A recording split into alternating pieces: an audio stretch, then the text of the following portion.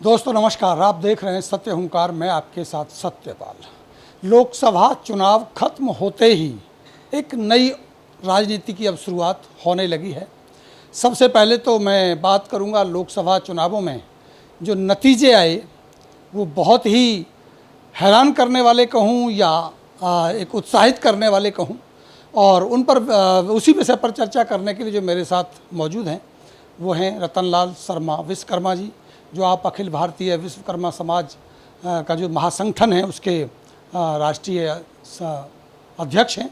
उनसे बात करेंगे कि जो लोकसभा का चुनाव हुआ और उसमें तीसरी बार, एक बार फिर अगर मैं कहूं कि तीसरी बार मंत्री जी ने शपथ ली, राज्य मंत्री की कृष्णपाल गुर्जर ने, उसको लेकर चर्चा करेंगे। और साथ साथ चर्चा ये भी करेंगे कि अब क्योंकि लोकसभा की राजनीति समाप्त हो चली है, नई राजनीति अब शुरुआत होगी। विधानसभा के चुनाव भी होने हैं और साथ साथ निगम के चुनाव भी होने हैं। पहले जब हमने बात की थी विश्वकर्मा जी से तो उन्होंने कहा था कि हो सकता है कि वो जो नगर निगम के चुनाव हैं उनमें भागीदारी करें, कहीं पार्टिसिपेट करें, उस पर भी चर्चा करेंगे। तो आइए सबसे पहले स्वागत करते हैं रतनलाल जी। पहले तो बहुत बहुत नमस्कार, धन्यवाद आपका और बहुत बहुत शुभकामनाएं आपको। बहुत बहुत धन्यवाद आपका। आपने जब हमने पहले इंटरव्यू लिया था, आपने पहले भी कहा था कि एक बार फिर फरीदाबाद राज्य मंत्री को ही सांसद बनाएगा, यानी कृष्णपाल जी को ही सांसद बनाएगा। और बड़ी जीत नहीं सही, लेकिन एक अच्छी खासी जीत के मार्जिन से वो जीत भी गए और साथ साथ मंत्री भी तीसरी बार आपने बनवा दिया। उसको लेके सबसे पहले क्या कहें? देखिए, ऐसा है, ये जनता जनार्दन का हुक्म है।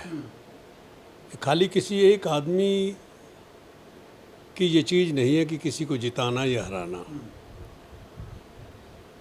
ठीक है, कुछ बुराइयां भी होती हैं, भलाइयां भी होती हैं, जनता में आक्रोश भी था, लेकिन इसके बावजूद भी चौधरी कृष्णपाल जी का जीतना एक बहुत बड़ी बात है। 10 साल के कार्यकाल में बुराइयां भी होती हैं, बहुत लंबा टाइम होता है, लेकिन लोगों ने जनाधार दिया है, जनता ने जिताया है, तो आस्था तो रही होगी तभी जिताया। और मैं अपनी तरफ से अपने श्री अखिल भारतीय श्री विश्वकर्मा महासंगठन के संपूर्ण समाज की तरफ से मैं चौधरी कृष्णपाल जी को जीतने की, तीसरी बार जीतने की और मंत्री बनने की बहुत बहुत शुभकामनाएं देता हूं। और इसके साथ मैं एक उम्मीद भी रखता हूं कि अपने जीवन के इस पीरियड को, जो कि आज एज की फैक्टर को भी देखते हुए, अपने इस जीवन को समाज में, जनता में साधु स्वभाव से लोगों की सेवा करें, जो जनता की रिक्वायरमेंट है उसे पूरी करें। माना जा सकता है कि जनता हर चीज़ से खुश नहीं होती, लेकिन अपनी तरफ से आदमी को कोशिश करनी चाहिए। शर्मा जी, एक सवाल की गुत्थी सुलझाने की कोशिश करेंगे। आरोप लगे, चुनाव चल रहा था, उनको करप्शन पाल भी कहा गया और बहुत सारी बुराइयां और भी बात की गई। क्या आपको लगता है कि ये वोट केवल और केवल मोदी पर गया, या जनता ने उन पर लगाए गए आरोपों को स्वीकार नहीं किया? क्या जनता कृष्णपाल को भी मानती है या केवल मोदी के नाम पे वोट गया? उसको थोड़ा सा समझने की कोशिश करते हैं। देखो, राजनीति ये कहती है कि कोई भी आदमी अगर 10 साल रहता है तो उसकी बुराइयां भी रहती हैं। हर आदमी का तो कोई काम नहीं कर सकता, हर आदमी को कोई खुश नहीं कर सकता। अब हम अगर कृष्णपाल जी को क्या लें, हम अपने श्रीमान प्रधानमंत्री जी को भी लें तो लोगों की उसकी भी नाराज़गी थी, लेकिन अल्टीमेटली जीती तो भाजपा ही। आज भी मोदी भक्त है, आज भी हमारे भारत के अंदर मोदी भक्त हैं। मोदी की कार्यशैली और मोदी जी को आज भी भारत की जनता चाहती है। उनके साथ साथ कृष्णपाल जी ने भी अच्छे काम किए हैं। उनकी कार्यशैली सबको पसंद नहीं आती, लेकिन जिन लोगों को पसंद आई उन्होंने तो वोट दिया है ना। और इलेक्शन एक ऐसी चीज़ होता है, अपोजिशन पार्टी तो अच्छी बात को भी बुरा साबित करने की कोशिश करती है। बुराइयां तो अगर वो एक दूसरे अपोजिशन में बुराइयां नहीं करेंगे तो फिर इलेक्शन थोड़ी होता है। क्या आप ये मान रहे हैं कि जनता ने उन बातों को नहीं सुना, विपक्ष के उन आरोपों पर ध्यान नहीं दिया? जो विकास हुआ, चाहे मथुरा रोड का हो, चाहे वो Mumbai express Baroda express way की बात हो, चाहे KPMPG की बात हो, चाहे सीवेज लाइन व्यवस्था पे जो अमृत योजना पे काम चल रहा है उसकी बात हो, उसको स्वीकार किया लोगों ने। जनता ने कृष्ण पाल जी के काम को भी माना है, और ऐसा नहीं है, कृष्ण पाल जी ने बहुत काम किया है। बॉम्बे हाईवे हो गया तुम्हारा, आज मथुरा रोड को देख लीजिए, कहीं पर भी आप, ठीक है इंटरनली शहरों की प्रॉब्लम्स हैं भाई, जो छोटे शहर हैं, फरीदाबाद ओल्ड शहर है, इंटरनली है प्रॉब्लम, ये कृष्णपाल जी की थोड़ी है। अगर आप ये कहते हैं कि जनता कृष्णपाल जी से नाराज थी, तो वो उनके कार्य के लिए नाराज नहीं थी। जो एक एमपी का या सेंट्रल मंत्री का काम होता है, उससे वो नाराज नहीं थी, वो नाराज थी लोकल बॉडी से।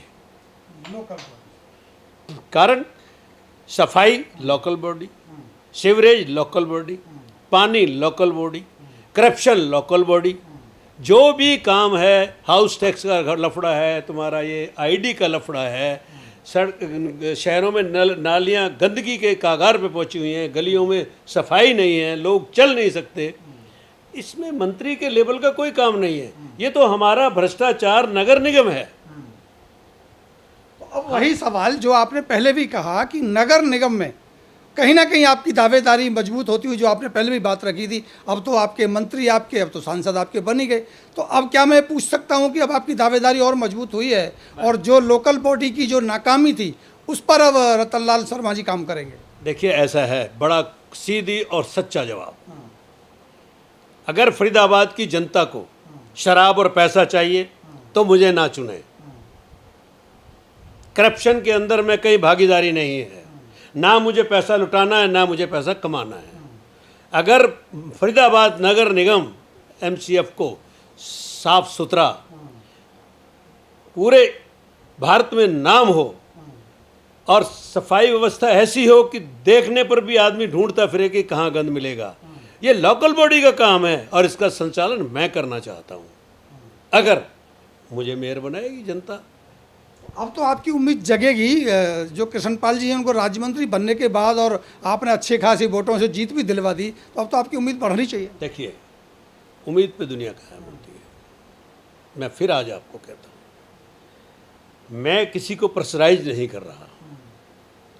अगर लगता है कि भाई मुझे वाकई में मेयर की टिकट भाजपा को देनी चाहिए तो देनी चाहिए, और क्यों नहीं लगेगा। 35 साल से भाजपा से जुड़ा हुआ हूँ, आज तक पाला नहीं बदला। मुझे टिकट देंगे तब भी भाजपा का, नहीं देंगे तब भी भाजपा का। यही सवाल मैं पूछने वाला था कि नहीं देंगे तो क्या करेंगे? तब भी भाजपा का। लेकिन इलेक्शन लड़ना तो एक मौलिक अधिकार है। मैं इलेक्शन जरूर लड़ूंगा, वक्त बताएगा कि भाई किससे लड़ूंगा। मुझे फरीदाबाद की भलाई के लिए इलेक्शन लड़ना है, पार्टी की भलाई के लिए नहीं। आपको लगता है कि फरीदाबाद में जो लोकल बॉडी है उसमें परिवर्तन होना चाहिए, और एक अच्छी लीडरशिप वहाँ आनी चाहिए, आप ऐसा मान के चलें? मैं कहता हूँ परिवर्तन होगा तभी भ्रष्टाचार खत्म होगा। परिवर्तन होगा तो अच्छे काउंसलर आएंगे, अच्छे काउंसलरों को बराबर पैसा मिलेगा, बराबर काम होगा, तो हर काम होगा। जब तुम यही सोच के बात करोगे जी ये भाजपा का काउंसलर है, ये कांग्रेस का काउंसलर है, ये आम आदमी का पार्टी का काउंसलर है, अरे भाजपा की सरकार है तो भाजपा वालों को पैसे दो, कांग्रेस की सरकार कांग्रेस वालों, ये जो दुभात है, ये जो हमारे अंदर एक बहुत बड़ी कमी है, इस कमी को नगर निगम में ख़त्म करना पड़ेगा। चर्चाएं ये भी हैं कि विधानसभा से पहले भी चुनाव हो सकते हैं, क्या इसके लिए भी आप तैयार हैं? आज करा दें, मैं तो आज भी तैयार हूँ।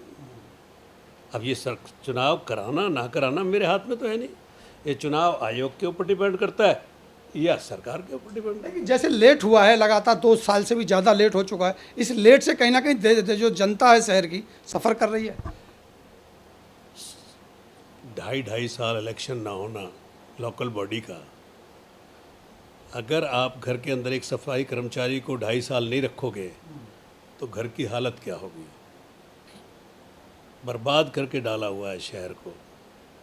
फरीदाबाद हिस्ट्री में एक नाम होता था, फरीदाबाद एक डेवलपमेंट शहर माना जाता था, और आज फरीदाबाद को गंद का शहर कहते हैं। शहर की भलाई के लिए अब सरकार से जो सत्ता भी आप ही की है, अब तो भाजपा की है, मंत्री जी आएंगे, उनसे अपील करेंगे कि जल्दी जल्दी चुनाव करा दें। जल्दी से जल्दी चुनाव करा देने चाहिए। चुनाव करा के शहर को सुधारना चाहिए, गलियों को सुधारना चाहिए, जो एक म्युनिसिपल कॉरपोरेशन का काम है उसको करना चाहिए। इसके बाद इनको विधानसभा के इलेक्शन कराने चाहिए। मेरा अपना विचार तो ये है, बाकी मैं सरकार नहीं हूँ, जो इनकी इच्छा है वो करें। बहुत बहुत शुक्रिया आपका। धन्यवाद।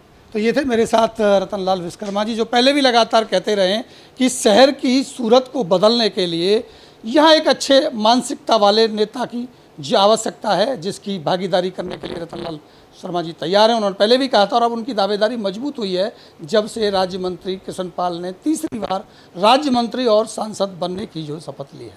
तो अब हमारी नज़र इस पर बनी रहेगी। देखना ये होगा कि आने वाले दिनों में राजनीति कैसे करवट बदलती है। जुड़े रहें मेरे साथ और देखते रहें सत्य हुंकार। नमस्कार।